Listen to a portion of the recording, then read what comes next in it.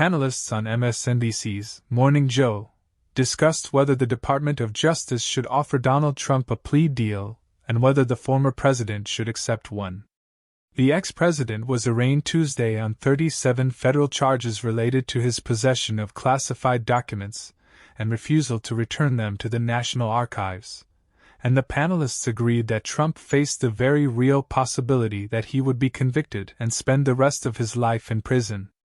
Well, it is a hard conversation to have with Donald Trump, but the fact of the matter is all you have to do is look at what does the government need to prove to go 37 for 37 on this indictment, said Attorney George Conway.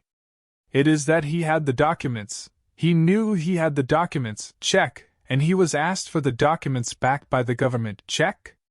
He didn't give the documents back when he was asked for them, and they had to come to seize them, check, and then he was moving them around to hide them, check, and he lied. He caused people to lie to the government. Which of these facts is he going to dispute? And the answer is he can't dispute any of them, Conway added. In addition to all that evidence, Trump was also recorded discussing the process for properly declassifying documents and admitting he no longer possessed that authority after leaving the White House. They've got him on tape, said host Joe Scarborough. They've got them talking to his aides, everything, they have him. So that's why I say he really needs to plea if he wants to stay out of jail for the rest of his life. Political analyst John Howman wondered whether both sides would be interested in reaching an agreement that would keep Trump out of prison and the White House. You too, a country lawyer and a non-country lawyer, can check my logic on this, but I think you would have the prosecutor here, a plea deal where obviously Trump would be pleading guilty.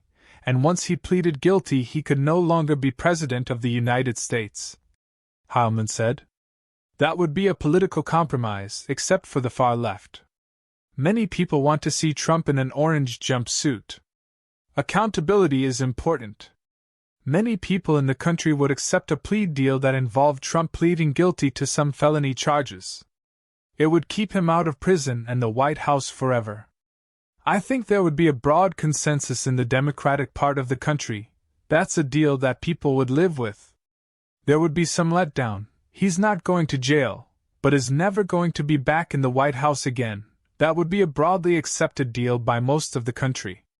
Scarborough said there was a precedent for public officials to plead guilty and agree to never serve in elected office again, and former federal prosecutor Andrew Weissman said Trump should consider making that deal. So there's no question that the right legal move is to plead if you want to avoid jail time, Weissman said. I mean, unless something strange happens, he's getting convicted. This is an incredibly strong case. If you want to avoid jail, there's precedent for if he pleads, he can get a deal like David Petraeus had, he avoided jail. The part about staying out of office is one which is more unusual. This is Spiro Agnew. Look, he could throw that if he's trying to say, I will do this.